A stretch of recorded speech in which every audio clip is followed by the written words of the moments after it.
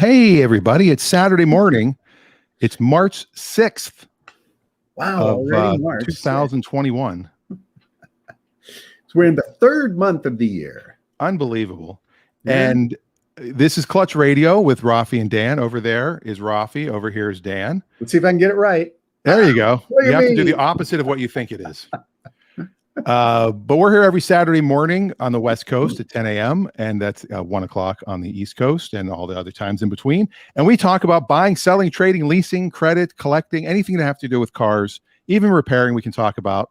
And you can just put your questions right in the comments. If you're listening to the podcast, you can email us during the week, dan@danrosenberg.com. And we'll start the show. And I've got a topic to start with. It'll start our conversation. Sounds good. So here we go.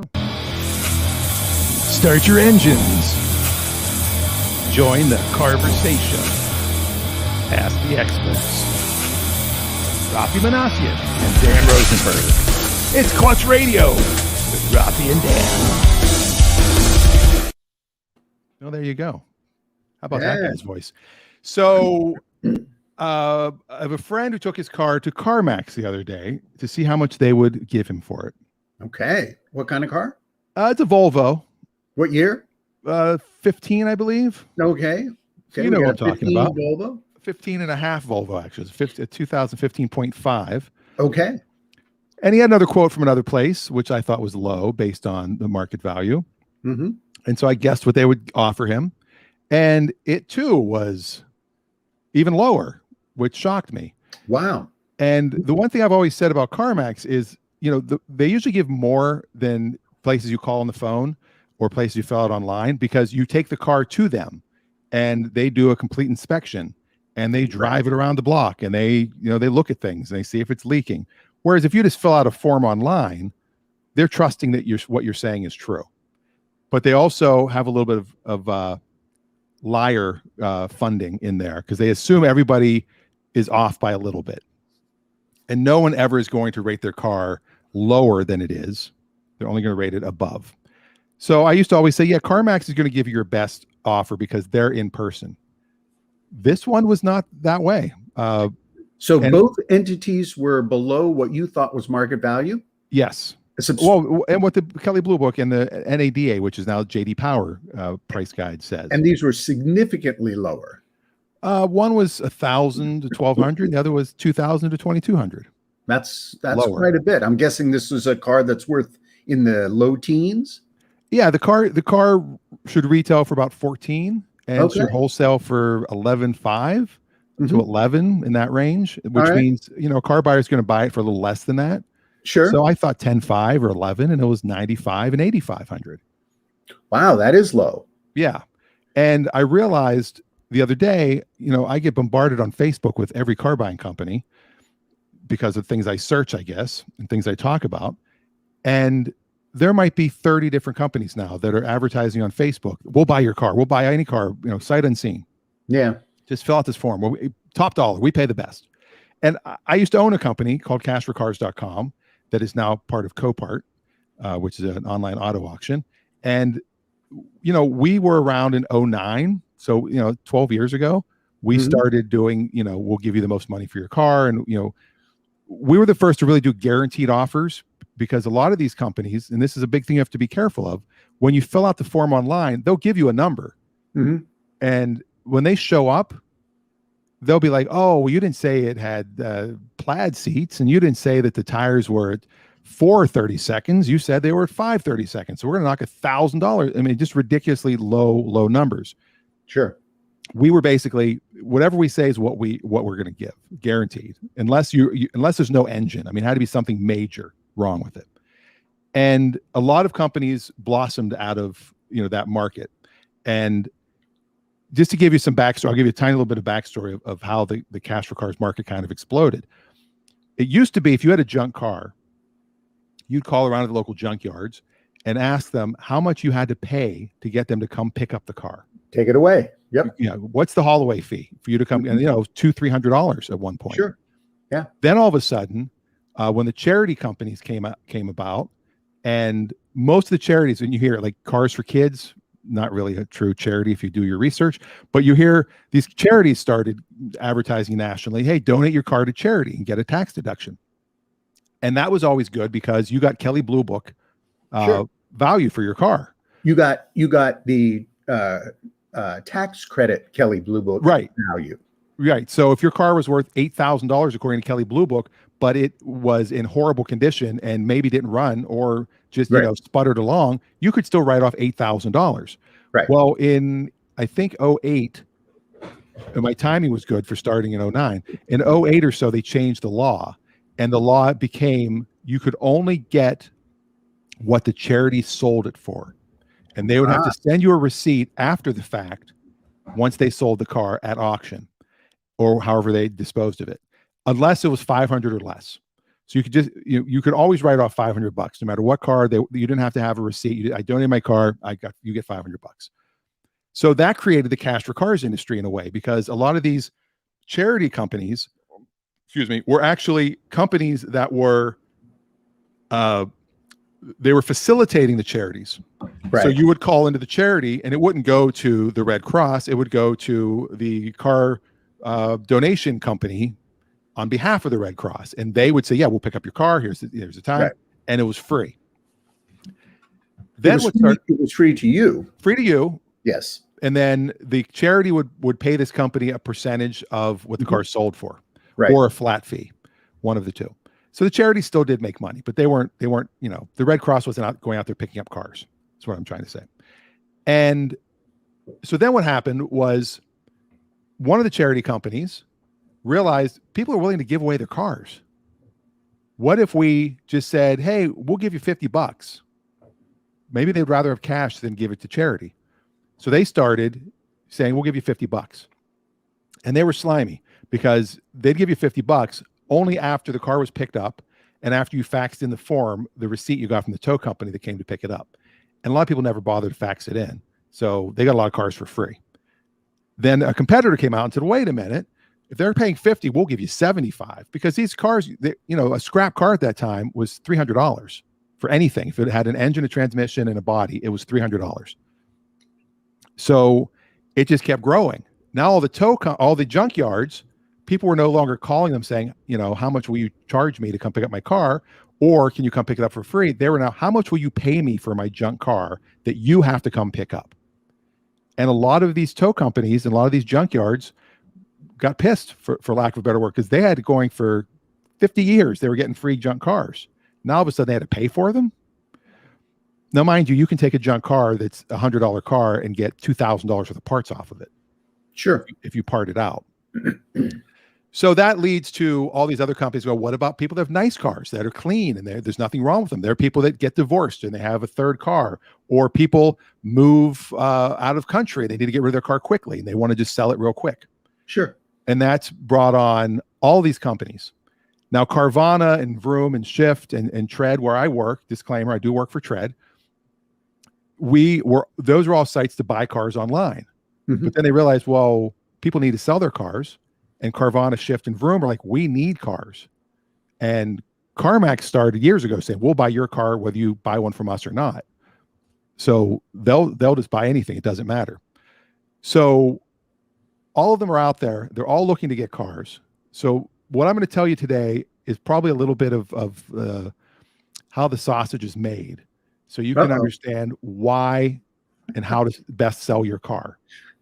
And this is for people that have, let's just say this is a car that is 5 to 8 years old, has some miles on it, is not in excellent condition, and probably might need a little bit of mechanical work or some freshening, or tires are coming down the lane, brakes are probably 30% remaining.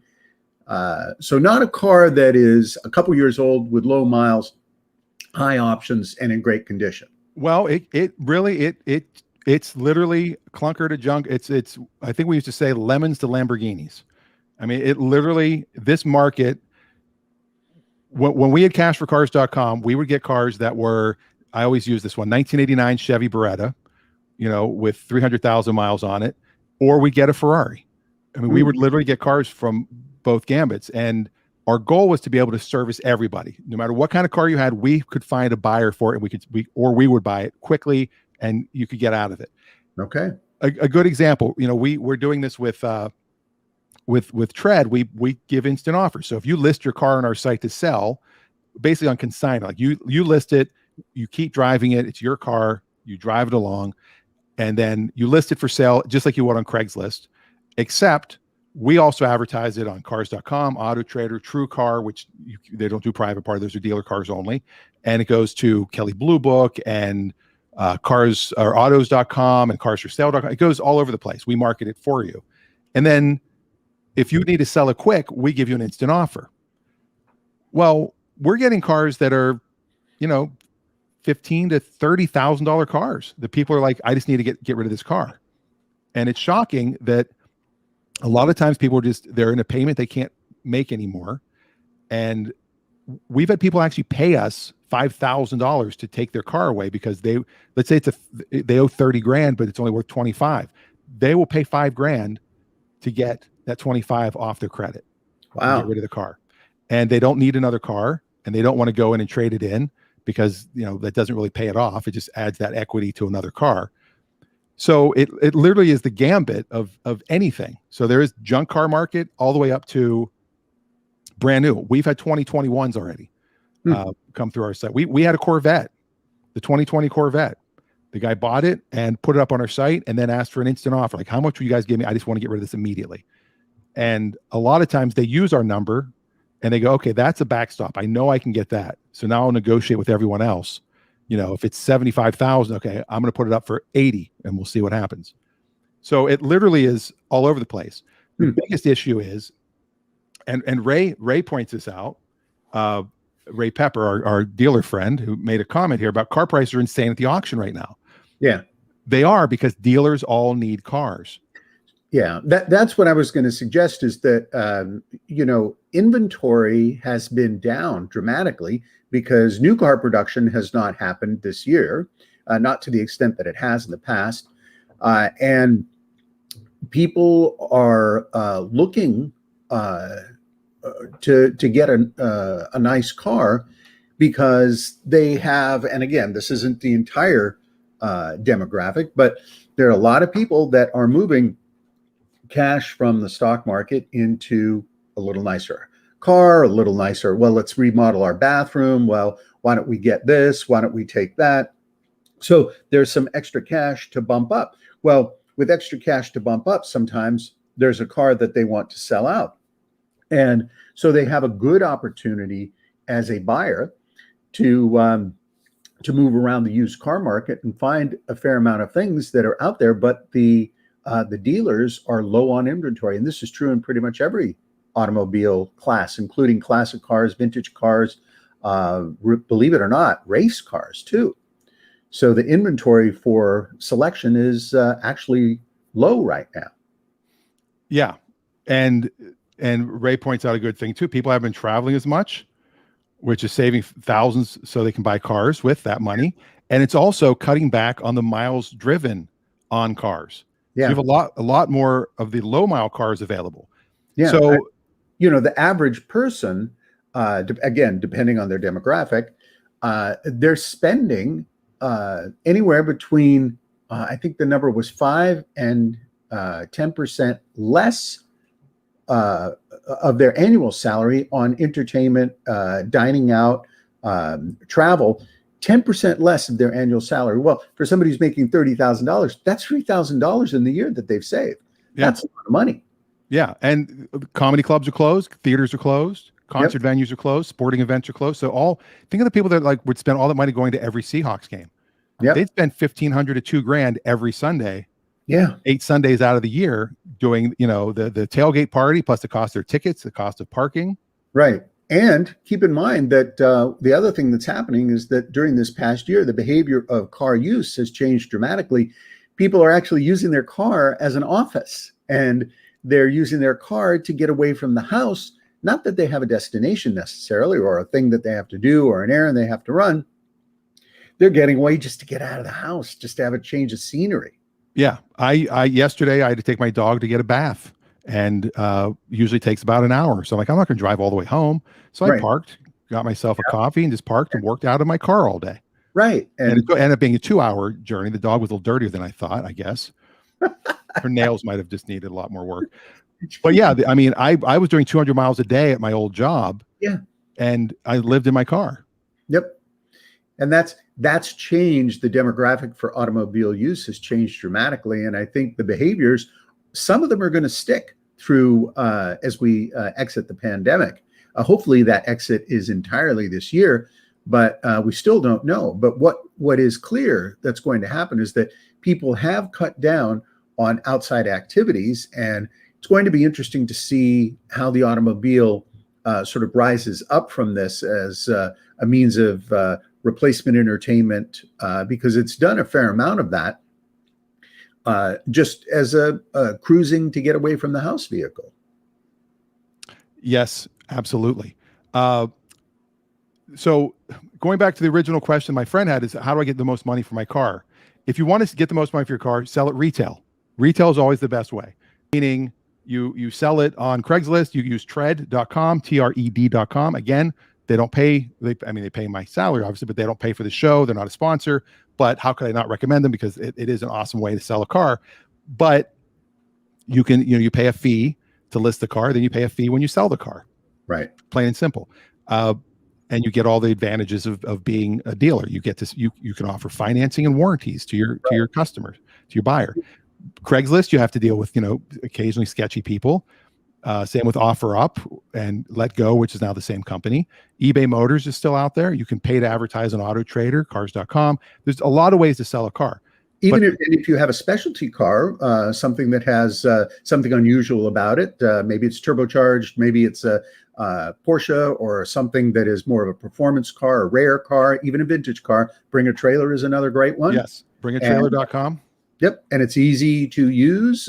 Even if you're not familiar with the process, you can get a lot of help from folks at Bring a Trailer. There's also you can, if you don't want to sell your car yourself online, you can put a sign in the window. This is something that people have forgotten that they can do, is put literally a sign in the rear window so that people in your neighborhood can see it. Nothing's better than buying a car in your own neighborhood, because you don't have to worry about transport. You don't have to worry about, well, when can you get, I'll have to fly down to see it. Well, I have to drive an hour to see that car. Just put a plain old sign in the window. And even if you keep it parked in your driveway, your neighbors are going to see it. People driving by the house are going to see it. And it's a great way to sell your car without worrying about it. Lots of little communities also will have places where you can park your car. Park it next to the high school. Park it in the local supermarket and leave it there. Go do your shopping and wait and see. It might take a little longer because you're not nationally advertising it, but it's a great way to go, and it's very low stress, because once again, somebody local is going to be buying. They're going to be from your neighborhood. Chances are they're not going to be a scammer. They're going to be somebody who really does need a car or want a car. And then the last thing, if you need to sell your car, is ping your network, because a lot of people, you've got friends, you've got friends with kids, you've got kids that are going to start driving, you've got on and on and on and on, a whole list of things. And you can really take advantage of that opportunity just by hitting up a lot of people and saying, hey, I've decided to sell my 1998 Camry. It's got 110,000 miles. It'd be a great car for somebody to take to college. And then you hear from a college student and they say, yeah, I'd like to buy it. And you might be asking $2,400, and you discount it a little just because, well, we were all trying to, everyone wants to get our first car. So. Well, the other thing too is, always when you put a sign on the car, don't just write for sale and your phone number, because what's going to happen is you're going to get a bunch of phone calls saying how many miles are on it. Have you ever smoked in it? Has there been any damage? Is there a Carfax? Blah, blah, blah, blah, blah. Print out the Carfax, put it on the window. Yeah. Write down this, how many miles are on the car, a little story about the car.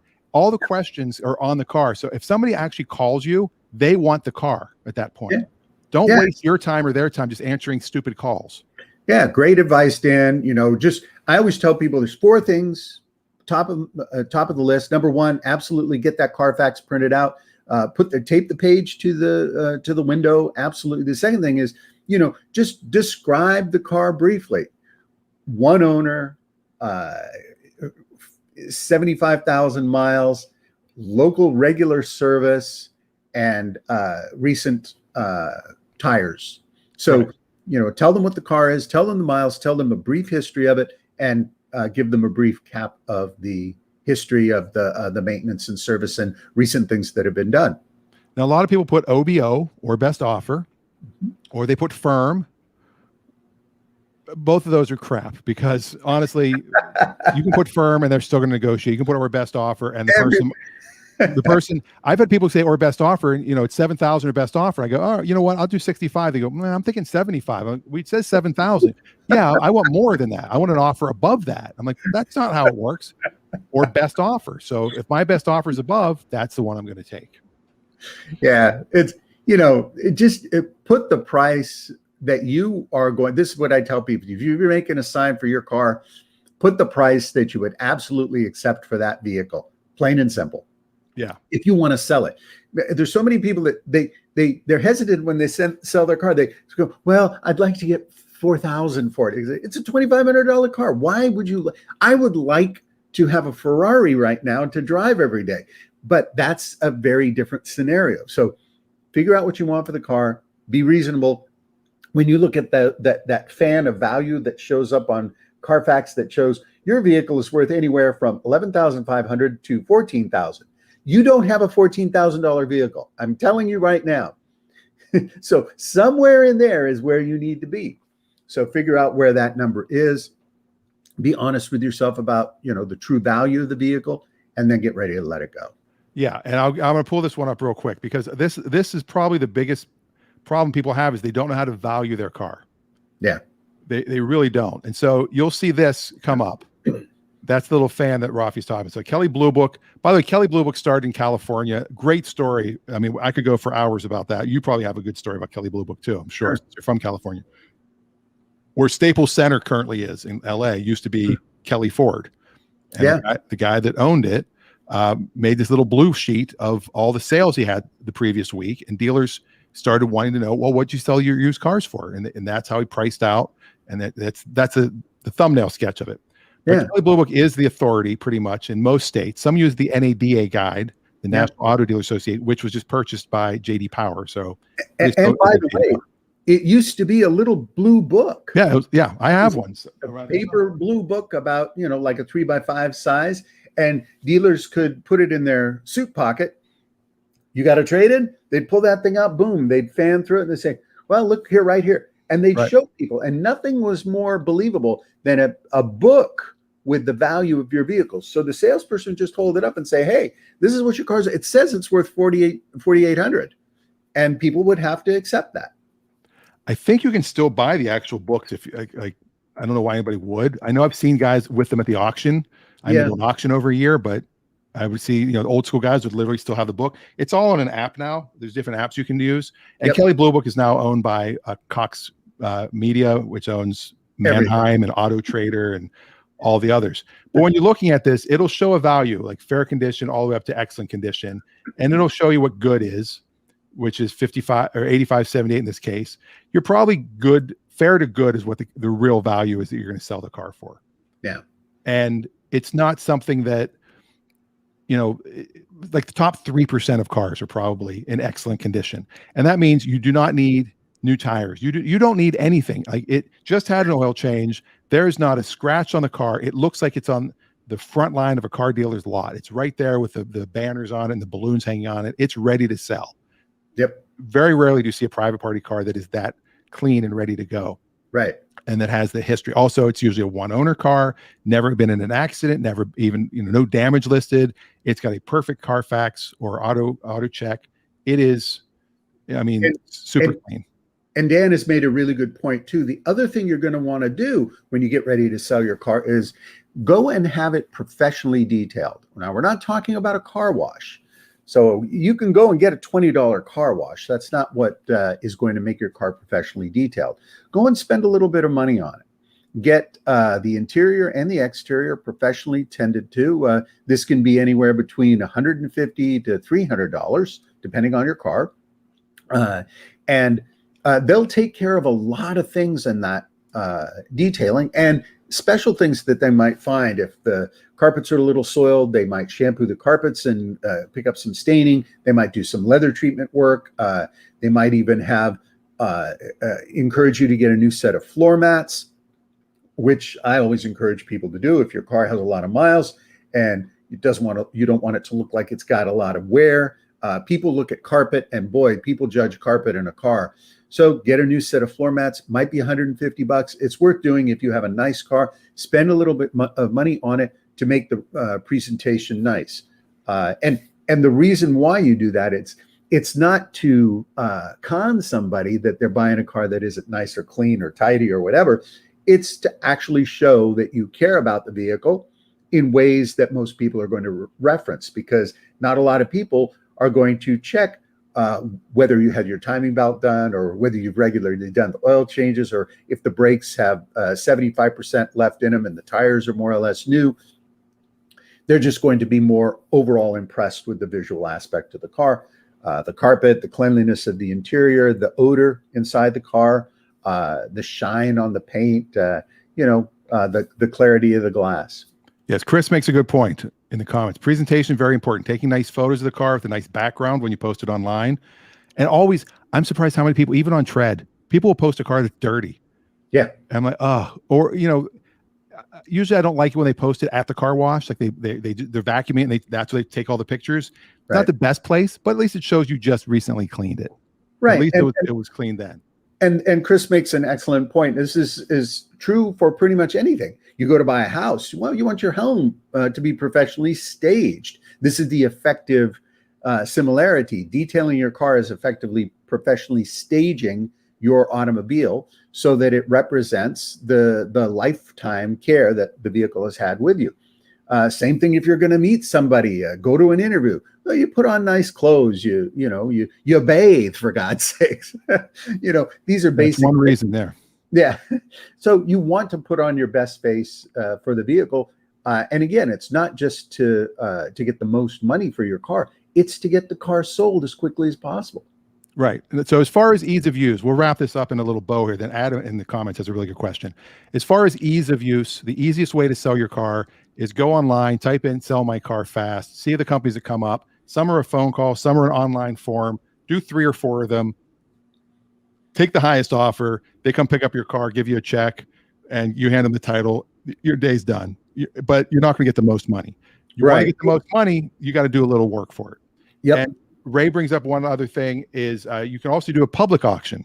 Yeah. Stokes locally, they charge 15%, but they're bringing the money because people need cars. Dealers are even buying cars there, I'm sure. And as Ray says, they do everything. You drop off the title and the keys, they handle it all for you. They market their cars. They have a big audience of people.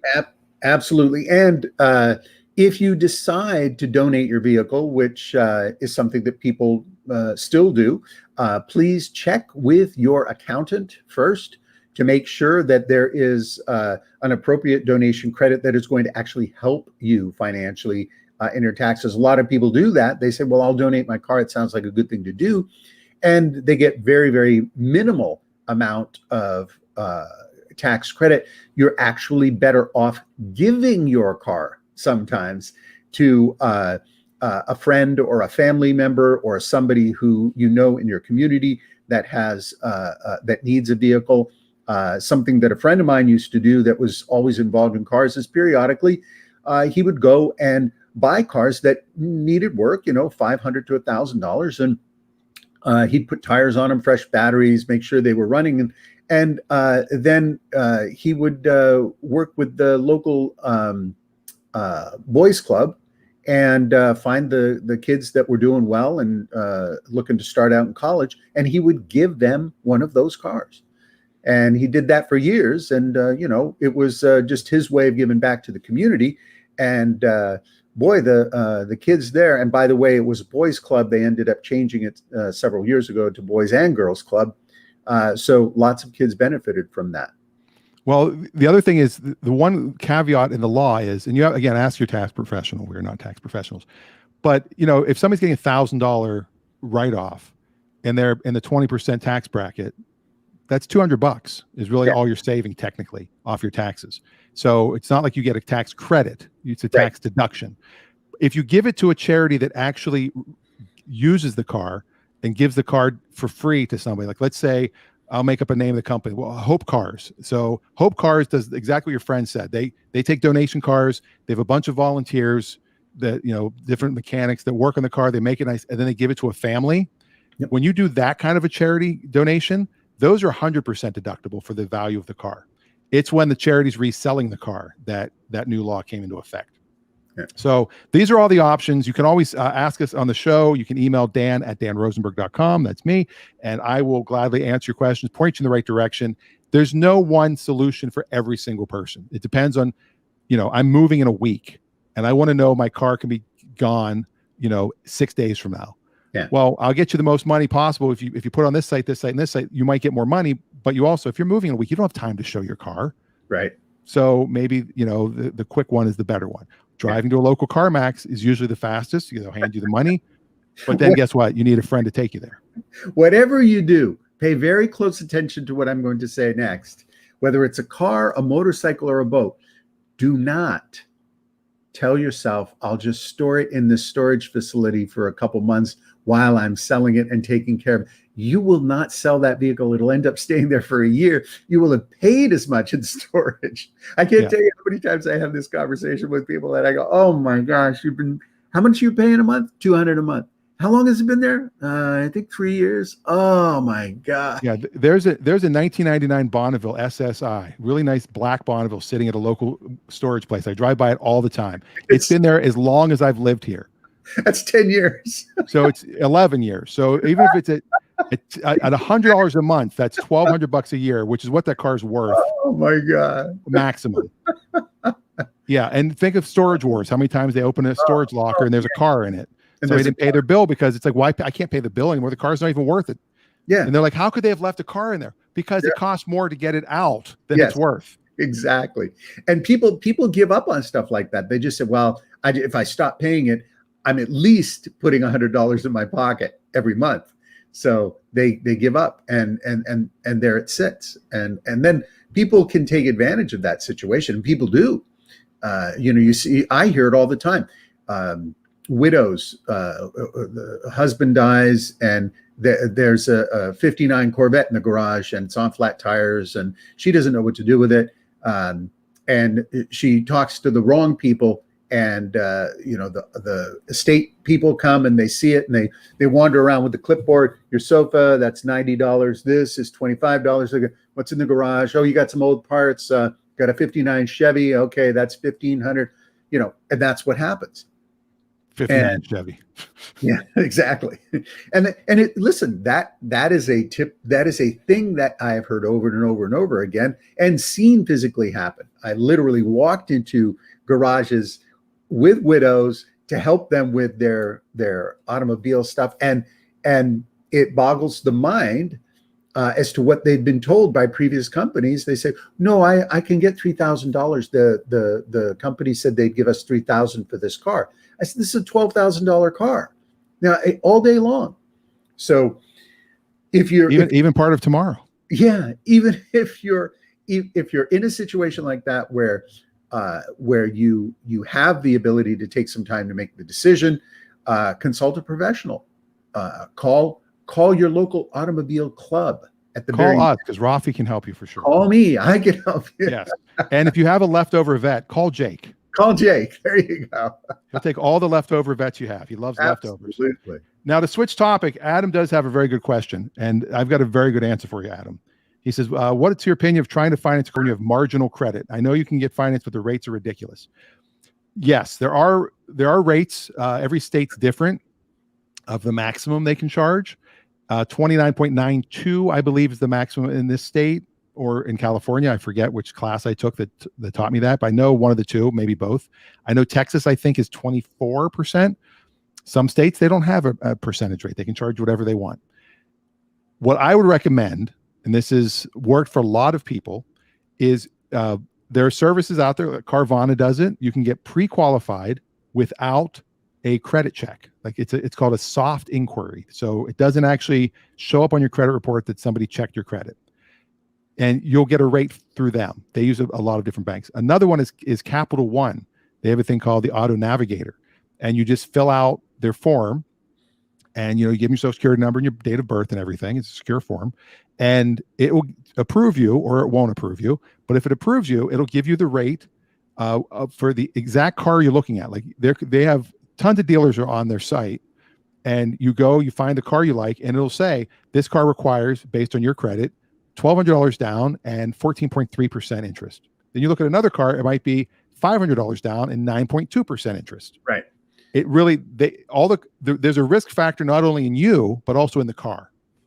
So you buy a BMW that's going to have repair issues potentially. That's probably a higher risk car. A Toyota Corolla, a lower risk car, so you get a better rate. So if you just need a transportation car, then you want to get the best transportation car you can get. Where I wouldn't recommend going, and I saw that Ray made a good response to you. It's good to have dealers in here. Is the amount you borrow. If you borrow $5,000 at 29.9, it's not that big of a deal. But if you borrow $50,000 at 29, it's a huge deal. Yeah. So you're not going to see 29% from Capital One. They'll just probably turn you down. But what will happen is you go to these car lots that are like everybody's financed. And so many guys break the law, by the way, of how the average, you'll see $55 down or $79 down and $79 a month. But they don't break down. Whenever you advertise, you have to say, what's the APR, the annual percentage rate?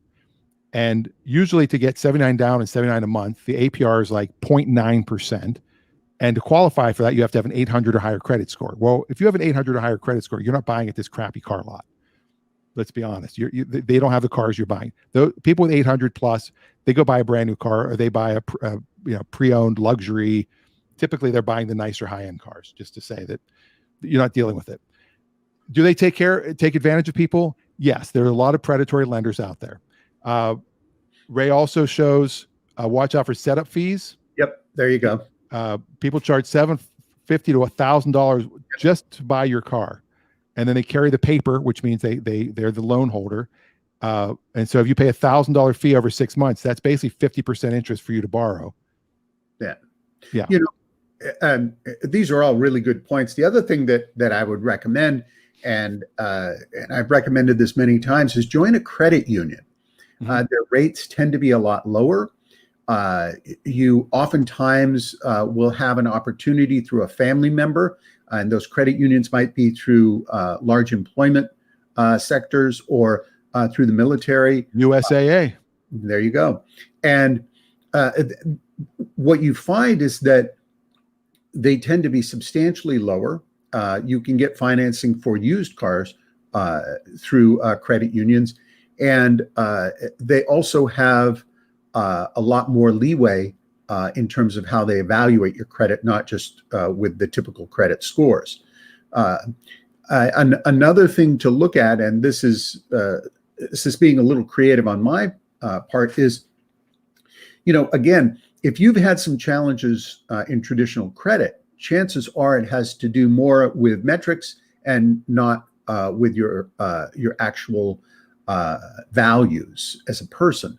Now, it used to be you could go to a bank, walk in, and they would size you up and say, okay, you're a member of our community. We like that you're a member of the Rotary, and I see you in church every Sunday, so you must be a decent person. So we'll give you $100,000 and we'll trust you'll pay it back. Right. And that just doesn't happen anymore. But we do have a lot of tighter networking in our friends and social network.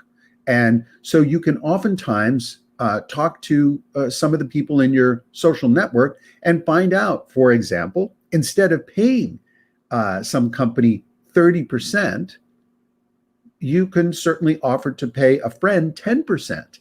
And 10% on a $5,000 loan is decent money to make if you do a private loan. And to do that, it's very simple. You just work out with the person that you want to do the deal with, single page piece of paper, and you have that agreement. You're making 10% on your money if you loan the money, and they're happy because they're saving 20%. Now, this has to be somebody that you trust, someone you admire, and also someone that you're not too concerned about in terms of what's going to happen with the vehicle. But for some people, getting a car means the difference between being able to go to a job and make $30,000 a year and not being able to go to that job. So a lot of people will pay the extra percentage just because they know they need to get that. So again, this is a great way to be able to help out someone if you have the means. And we're not talking about a $100,000 loan. We're talking about a $2,500, $3,000, $5,000 loan. And if you can afford that, to do that and then save that person some money. And listen, if you got $3,000 in the bank, there's no way in the world you're going to make 10%. But by doing this and extending it to a friend or somebody you know in your social network or a member of your community, you collect 10% on that and you help them out. Yeah. And the other thing you want to do, no matter who your friend is, you want to put yourself as the lien holder on the title. Yep. Just because there's nothing that'll make you have an ex-friend or a relative you'll never talk to again when they have the title to the car. They own the car. So they're like, well, I don't need, so I owe them $4,000 still. Oh, well, then they want to sell the car. Something wants to happen. Something happens to the car. They can't sell the car because you're listed as the lien holder, just like a bank. So right. when the car gets registered, you require them to register it with legal owner, Dan, registered owner, Raffi. And then Raffi can't sell unless I sign off on the lien. Right. So just to protect both sides, really. Absolutely. So credit unions are good. Capital One does have a program. I mean, I've seen people that were coming on our site trying to get approved. We couldn't get them approved. They go to Capital One and get an 8% car loan. Because Capital One's the bank. They can do it. They can do whatever they want. They've got every bank has different parameters. So if you get turned down 5 times, the 6th time you might get a good loan. You never know. We use a company called Westlake Financial on Tread. And they used to be known as, they were the 24% interest people. They were the bank that's all they did were high risk loans. We did one the other day. It was, I think, 3.9%. Like they're doing good money loans as well. You don't have to have bad credit to be with them anymore. But yeah, credit unions, look out for hidden fees. The biggest thing is your credit score that you see, by the way. This is the other thing, Adam, you said you had marginal credit. When you go and run your credit score, that's your generic credit score. Now, hang on one sec. Okay. I don't think Adam is the one with marginal credit. He asked it generically, so let's not assume Adam has marginal credit. I'm just answering Adam's question. But then he also did say, I bank through credit union, so I have to check them out. So I'm guessing it is Adam is saying about it. But nonetheless, good point. Adam, your friend, when they run their credit, they might see a 600, let's say, or a 540. They might see whatever the number is. If you subscribe, Ray Pepper has marginal credit. Everybody has marginal credit. If you think about it, it's between the margin of 300 and 900, somewhere in between there, I guess. But 900, really? 900. Some of them will go up to 900 now. So if you sign up, like I know Experian has this because I belong to Experian. When I check my credit, it gives me the generic score, usually like the FICO 2 score. Yeah. But then you can click on it, look at different versions. My auto score is 50 points higher than my regular score because I've purchased so many cars and never missed a car payment. So the auto lenders look at things differently than a mortgage lender, than a credit card lender. They all look at it differently. So don't assume that the score you see, and it goes both ways. You might think your score is 750, but you've had 3 repos in the past and you've got it back up to 750, but your car history is not that good. You might only have a 680 car credit score. So those are some of the answers to car credit. If you have any other questions, you can put it in the comments. But while we're waiting for any other questions, I think we should probably go old school. All right. I'm ready. All right. All right. Today we're going old school. And I like with the old school, I like to kind of pick some of the stuff that's a little different, a little off the beaten path, but also I often enjoy finding something that's just a car we all remember, a car maybe we grew up with, or a car we saw and really liked and was pretty hot at the time and now has sort of disappeared. But this is a car that is both, I won't say at one point was common, but they were everywhere. And boy, they were quite exciting, quite dynamic when they were brand new. And that is the third generation Chevrolet Camaro. Ah. Yeah. So beginning in 1982, I believe was the first year, General Motors launched their exciting, dynamic new design with a beautiful body design at that time. There was nothing like this out there. And this really took General Motors from the 70s into the 80s. This is a very, very modern looking car with a beautiful body design and gorgeous rear glass. That rear glass was really a marvel of technology. PPG was their supplier for that glass, and it was a big piece with a nice drape that sloped into the rear of the car. And so they made a number of different models. Of course, they made the Z28, they made the IROC, IROC, International Race of Champions model. But even just a standard Camaro was a great looking car for not a lot of money. There's a shot of that, what they call the backlight. That's not a rear window, by the way, in automotive terms. There are no windows in cars. When you talk about the glass as a car designer, you talk about the backlight, which is the rear glass, and the side glass, and the windshield or windscreen. So the light work over, or the glass work over the top of the car, fabulous. You know, the gone are the heavy chrome trim. The body line is very, very smooth all the way around. You've got dynamic cast wheels, cast alloy wheels. You've got a full rear back section for the tail lights. And so this was a design that was really, really dynamic, very, very interesting. Lots of range in the engines. Very easy car to work on, easy to maintain, even by yourself. Not a lot of electronics. And nowadays, these cars are still cheap, but that is changing. They used to be really nice ones, might be $4,000, $5,000, $6,000. But it's changing now as people discover that these cars from the 80s and early 90s are really quite desirable. You get a lot of bang for your buck, and you can hop them up quite a bit. You can take the motor out and put in a crate motor 350, which has 400 horsepower, and you can knock the socks out of a Porsche and do that for very little money. So these are cars that you can buy with low miles, very original, great condition, have a lot of fun, not spend a lot of money. These are starting to come up in value, but a really nice one these days might set you back $8,500 to $10,000. A super nice one might be in the low teens, and a show car of a rare model might be as much as 18 to 20,000. So there you go. That's the old school, the Chevrolet third generation Camaro. Now, the picture that I have up right now is very similar to the one I owned. Ah, okay. And I wanted a Camaro so badly when they came out with this new body style. It was so futuristic. Oh, yeah. And I wanted a DeLorean, obviously, and I couldn't get a DeLorean when I was that young. And you know, I thought if I get a silver one of these, there's similarity. There's a little similarity to the headlights and the squareness of it. Sure.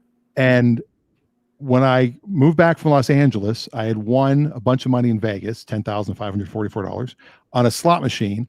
Oh. And I paid off my 88 Mustang that I had my first big car loan, sold it to a person, and my dogs are now barking. I sold it to a person, and I wanted to buy a Camaro so badly. So once I sold that, a local dealer, and Tim Jones, who's actually been on the show a couple of times, who's a dealer, his mom owned Linda Jones, Chrysler and Jeep, and they had a used one just like this one. It didn't have the Berlinetta wheels. It had the standard wheels, but I went out and found the Berlinetta wheels for it and tried to make it look like a Berlinetta, which I don't know why Berlinetta means a thing, but it was a white T-top, had 120,000 miles on it. And everybody said I was crazy for buying why would you spend any money on a car over 100,000 miles? I mean, there's no value left. And they were asking, I think, $29.95. and I ended up getting it for like 2,200 out the door. There you go. And I remember I sold it, maybe a year later for I think $2,000. So I got my money's worth. I'd upgraded the wheels again. I loved that car. Horrible in the snow, which I mentioned, I think, during our Snowmageddon episode. Yes. I got rid of it as soon as they had our first snowstorm. It's a rear-wheel drive car, so it's not going to be great in the snow. Yeah, it's a sled. Yeah. And listen, again, depending on the model you look for, and by the way, you can also choose not only from the Chevrolet Camaro, but the car company Pontiac, which some people now scratch their head and say, what's a Pontiac? They were a fantastic car company, and the Pontiac version was the Trans Am. So you got a lot of bang for your buck. The T-top roof, 2 removable sections, so you can get open-like driving. Fantastic fun for not a lot of money. Again, like we always do with old school, we try and put things in kind of a easy to buy, easy to have fun, not too expensive. This isn't a Ferrari, but it looks great, and you can have a lot of fun with it. Yes, and of course they released the first time anybody would have seen the Firebird, which they had the Firebird Formula, the Firebird Trans Am. They had different models, of course, but the first time anybody saw this new model was the Michael Knight, which this is not that one, but that show came out right, I believe, the season before the car actually came out. Right, and it was It was like a prototype kit. Yes, the Knight Rider car, which was a modified black Pontiac version, and again, very, very futuristic car. Exciting, dynamic, and by the way, no slouch in the quarter mile. A properly tuned stock body Trans Am would keep up with the best of them. So, it's and this section of development for the car, the 3rd generation, we could also, there's Kit. Yeah, you can see the change to the front end of the car. They added, I believe it was Barris that did the modifications to make the Kit Knight Rider car. Obviously, wheels and tires. The nose section was modified entirely. I think it had the red light. Vroom, vroom. Yeah. And then the dashboard, the interior was completely different. But these cars in the 2nd generation, really exciting, dynamic car, or I'm sorry, 3rd generation. And then the 4th generation, completely different look, also exciting buying opportunity. If you're looking for a nice, unique, don't see them as much like you used to around town kind of car that is inexpensive and fun to drive and own. There you go. And like I always like to do, is I've always check Craigslist real quick to see if there are any on there. Yeah. Because, I mean, why not? Sure. 1982 to, I think, 1991, I think was the end of that model. 92 was the last year. I think it was a 10-year run, but you might be right. It could have been 91. Let me check here. It was either 92 or 91. 92 was the last year for the 3rd generation. And then here's the first one right on Craigslist. Look at that. There you go. There's an RS. It's got the nice wheels. Yep. Yeah. Great looking car. Got the digital dash. That looks aftermarket. That doesn't look like the factory dash. I could be wrong, but that looks different. You're going to need a little work on this one, of course, but it's all there. What are they asking? What would you guess? Well, this one might be 3,500. $5,000 is their asking price. That's a little Z28, and looks like it needs a window. It's a Z28. So that's a higher value vehicle. They made fewer Z28 models, and that had the performance package. That's a car that you would have to restore. So buying it at $5,000, you're going to put probably another 10 to 15 grand in it to get it the way you'd want it to be, with interior and maybe paint and some other improvements. But my guess is you can find a very nice Z28 low miles that's been well cared for 20 grand and come ahead of the game. But if you want a project car and you want to do some of that work yourself, this could be a great one for you to take on. But yeah, this one comes with a parts car. Yeah. Parts car has no dashboard, engine, or transmission, but a parts car nonetheless. So it's been a parts car for at least 5 years. Yeah. because they've been picking it apart. Yeah, and there it is sitting behind there. You can see There it in you the go. picture. And again, if you like tinkering, you like working on cars, you have space in your garage, and you can take your time doing it. Do not buy a project car and go and store it in a storage facility where you're paying $100 a month. Yes. Don't do that. Never buy a project when you don't have room in your own home or in your own garage or your own space to work on it, because otherwise it just becomes a money pit. Unless you need a money pit. And if you need a money pit, please contact Dan Rosenberg, danrosenberg.com, and he will take the money for you. Yeah. No, I'll just take the money. This looks like my old one. There you go. I think mine was an 85 though, but this is an 83 with T-tops. Mm-hmm. It just looks so familiar. Like that's my interior right there. Yeah, there you go. That fake leather plastic steering wheel, the odometer. Yeah. That had the line. So one was kilometers, then the white one was miles per hour. Yeah, and this might be $1,000 car. It's at an auto recycling place. Yeah. Cranks over but doesn't start. 360 auto recycling, $1,000. Yeah, and again, this is the kind of car that in the 80s you'd see a 69 Camaro for $1,000, and now they're 80 grand. The most sought after models, even a basic 69 Camaro might be 30, 40 grand. So the values of these vehicles are going to come up, and like I said, they're not expensive to restore. They're not hard to work on. You can do a lot of things yourself. You can get a lot of joy out of them, and you're not going to see yourself turning the corner in them because a lot of them are long gone. Yes, and as soon as you buy it, though, you will immediately have a mullet. You will. Your hair will just go boom all of a sudden. And there's nothing wrong with the mullet for those of you who still sport the mullet. And Ray is still upset. He has not sold his 2010 Vibe yet. It's one of 96. Remember, you're the one that did the lookup for him. That is a rare car. I'm telling you, Ray. Yeah. Just hold on to it, Ray. Just hold on to it. Yeah, if you can hang on to it for a while, hold on to it. Park it behind the other table in your office. Yeah. There you go.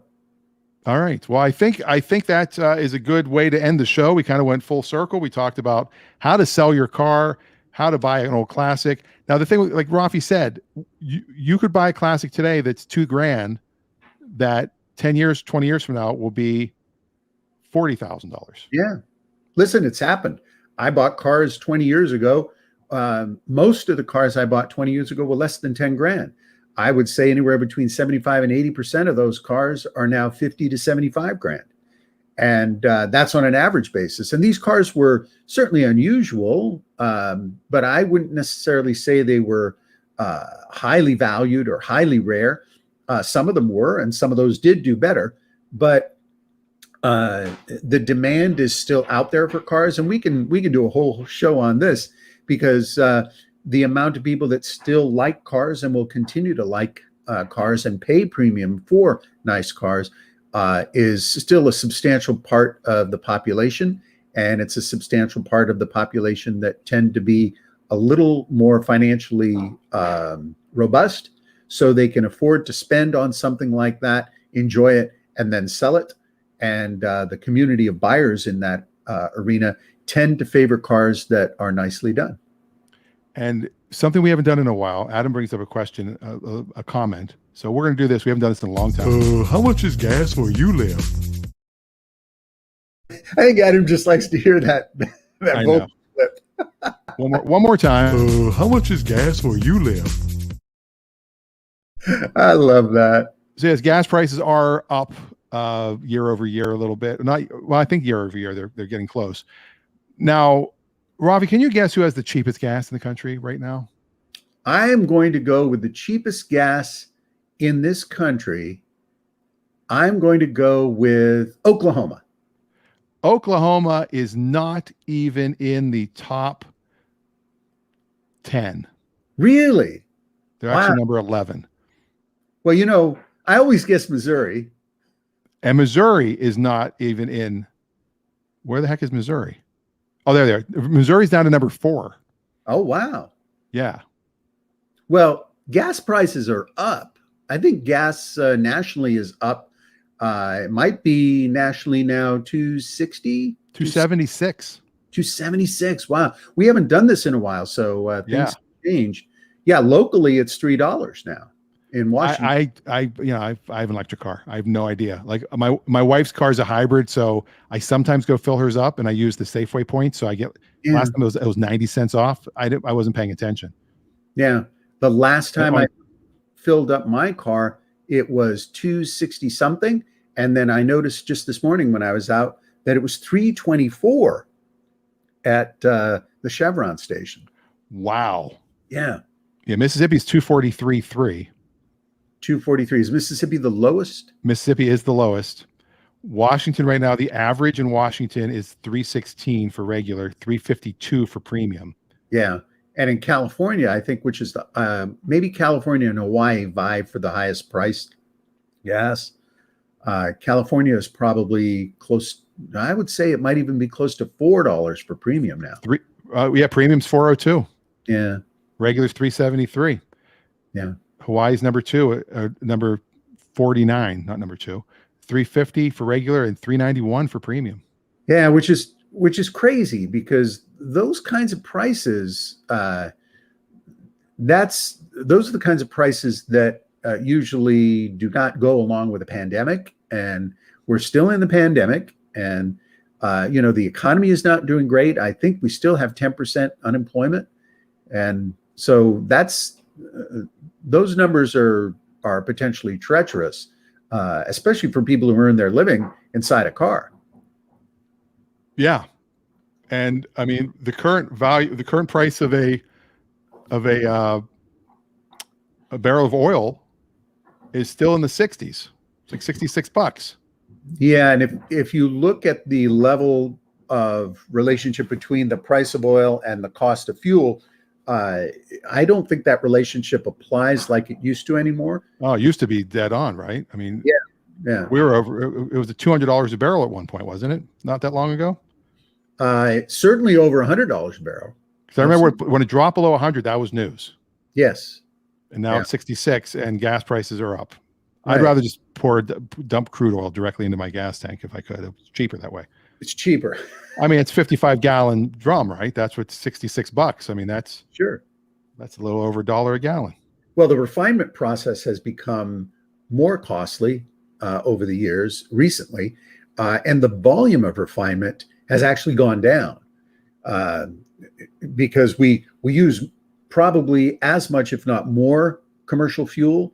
Let's take this past year out of the picture. We'll call it an anomaly for commercial fuel. But because so much of our general produce and purchase and things are online, that means a lot more commercial vehicles have to drive to your location and deliver that convenient box. And that's expensive. Airplane fuel is expensive. Truck fuel is expensive. So even though our driving has gone down and our miles per gallon has improved, commercial volume has replaced a lot of the fuel consumption. Yep. Well, I just pulled up a quick article of why prices are going up. And they say you can't blame the president for this one. Part of it is production of oil. Mm-hmm. OPEC has agreed not to increase the production through April, except for Russia and Kazakhstan. They agreed last April to cut 10 million barrels per day of oil production. So it's a supply and demand issue as well. I mean, they're cutting back the supply. Plus, I'll often feel that the oil companies locally, at least in the United States, they see a new administration come in. They're worried they're not going to get their subsidies, so they jack the prices up a little bit to start hoarding some cash. That's my opinion. That may very well be true, and it's not unusual to see. Listen, we've got a history of price manipulation in the petrochemical industry. We know that. We also know that it's also a global industry, and it's not just Middle Eastern oil anymore. There's tremendous oil resources coming out of Africa. Lots of other nations are competing because the oil in the Middle East is disappearing, and so that's a reality. And we have oil reserves in a lot of places, Canada, North America, plenty of oil underneath our soil. But as we transfer a lot of our resource interest into electric and battery powered vehicles, the demand for those resources will diminish, even though it is still very, very hard to beat the volumetric efficiency of a gallon of gasoline from a productivity output or power output perspective. Well, there you go. And we'll end with a little that little bit of chemistry lesson that you just gave. Might as well end with some chemistry. Well, that's the show. Somehow it's already, we're 5 minutes over the hour. Uh-oh. So if you're listening to the podcast, thank you so much for listening each and every week. Whenever you listen, wherever you listen, you can listen to us live every Saturday morning at 10 a.m. on the West Coast, the Pacific time, not specific time, but that is the specific time. We're on Facebook and YouTube and Twitter. You can find us at Clutch Radio Show in all those places. And again, during the week, if you have any questions, you can send them directly to me, and I will try to answer them with Raffi in the following show. Send them to Dan. I did it wrong. There we go. Got the point wrong. And that is our show. Thank you so much. Drive safe. And if you need to sell a car, you can also call me. I'll try to help you with that. All right. That's the show. I'm Dan. And I'm Raffi. Goodbye.